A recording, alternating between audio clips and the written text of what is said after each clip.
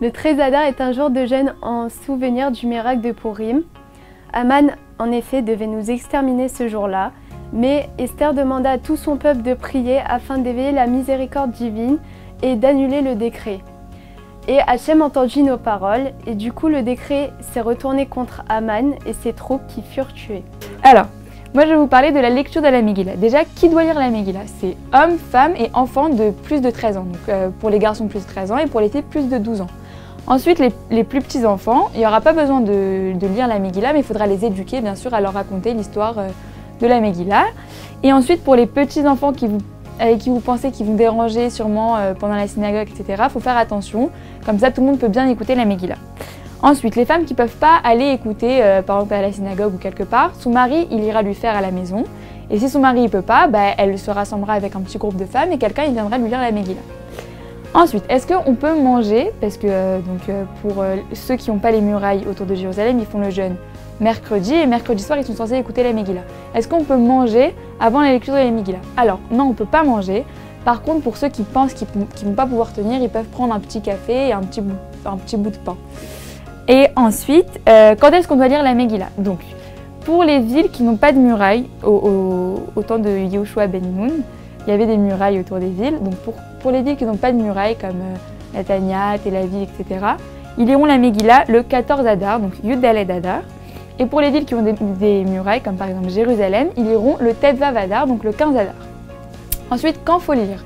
Dans les deux cas, comme à Jérusalem comme dans les autres villes, il faudra lire 2 fois la Megillah. Une fois le soir, donc après la Tfila d'Arvit, de la sortie des étoiles jusqu'à l'aube, et le lendemain matin, après la Tfila de Shacharit, du Net jusqu'au coucher du soleil.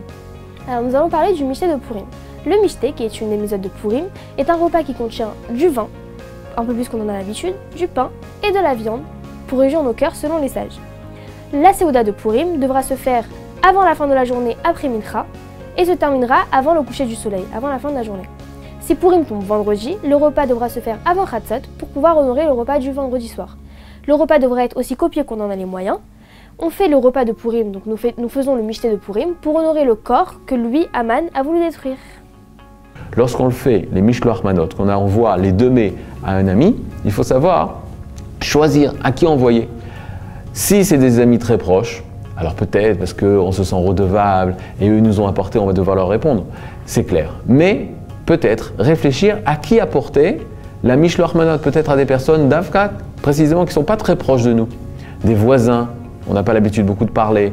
Pourquoi? Parce qu'ils n'ont pas les mêmes pensées, les mêmes habitudes, la même culture. D'Avka, Purim, c'est le moment de l'Er Kenos et Kol Yehudim, de rassembler tous les Juifs. Il y a des Juifs qui ont des idées politiques différentes, des idées religieuses différentes, des cultures différentes. C'est d'Avka que le Mishloach Manot, ça sera l'occasion justement de rencontrer de nouveau ces personnes-là et de se souder au sein du peuple d'Israël qui nous a valu le sauvetage, la libération de la Shoah de Haman. Alors, moi je vais vous parler de Matanat Laevenim. Déjà, de quoi s'agit-il? Le Shulchan Aruch, il nous dit que c'est une mitzvah que les hommes et les femmes ont, et c'est une mitzvah qui demande de donner 2 cadeaux à 2 pauvres différents. Ensuite, d'où vient l'origine de cette mitzvah? Ça vient en fait de la Megillat Esther en elle-même, où on voit que les Juifs ont pris sur eux de faire Matanat Laevenim. Il est écrit: les jours où les Juifs se sont reposés de leurs ennemis, et le mois qui s'est transformé pour eux de la tristesse en joie, du deuil en jour de fête pour en faire des jours de festin et de joie, l'envoi de cadeaux d'un homme à son prochain et de cadeaux à des pauvres. Et donc de là, on comprend l'origine de la mitzvah Matanat Laevenim. Ensuite, combien faut donner? Alors, faut donner de quoi faire un repas. Un repas, on va dire au moins dans le cadre de la restauration rapide. Ok? Et ensuite, c'est quoi l'importance de cette mitzvah? Donc, d'après Rabbi Israël Ashkenazi, la fonction essentielle de cette mitzvah, c'est de permettre aux pauvres de faire le festin et de faire Purim comme les autres. Et d'après Rabbi Shlomo Alkabetz, c'est aider les pauvres plutôt sur un plan émotionnel. Ça veut dire de leur donner la sensation de faire partie de l'ensemble des gens qui font Purim. Voilà. Alors Purim, c'est une journée très particulière, avec des énergies énormes, avec des sgoulottes énormes pour amener la Yeshua, pour amener la délivrance dans le peuple juif.